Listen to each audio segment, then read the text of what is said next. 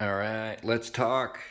Let's talk about parking your vehicles. Like you have a Helicat, you have a Challenger, a Demon, whatever you've got, Scat Pack. You're gonna want to put that in the garage. And your wife has a car, right? Or you have another car. You're gonna want to put two cars in the garage. So what do we do about that, right? Well, it's tight.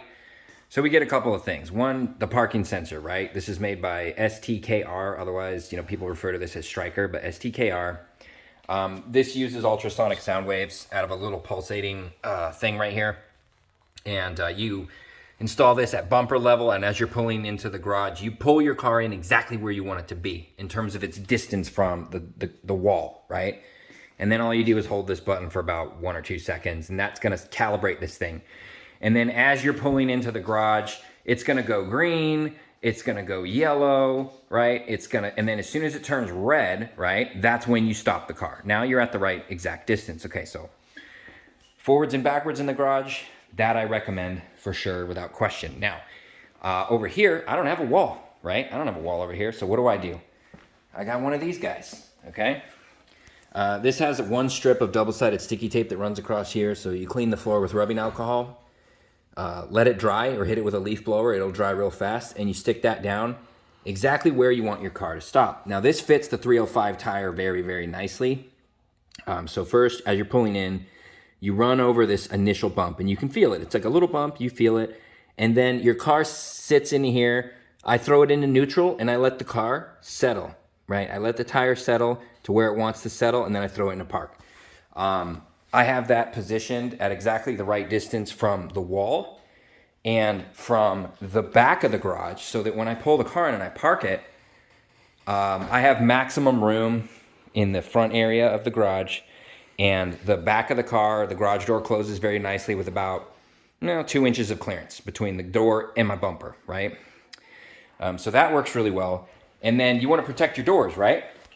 So these pads, and again, links to buy everything that I'm talking about in the description of the video.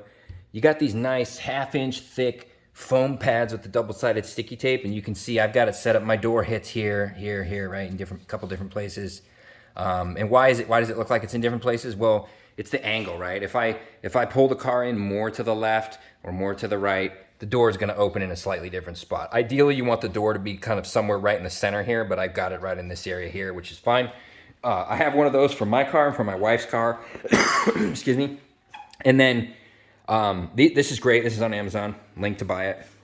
Really soft foam, okay, with soft magnets on the backside. Flexible soft magnets, double-sided sticky tape, little piece of foam. I mean, they sell this in like a 8-foot roll or a 10-foot roll or something. But when my wife pulls her car into the garage, I flip the mirror up just to give a little extra space.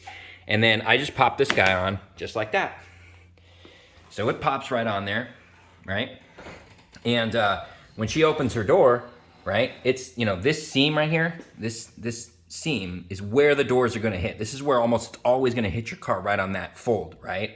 On that bend, on that corner. And this thing will protect your door, okay? Now, to take it off, I just grab it and I just lift it off.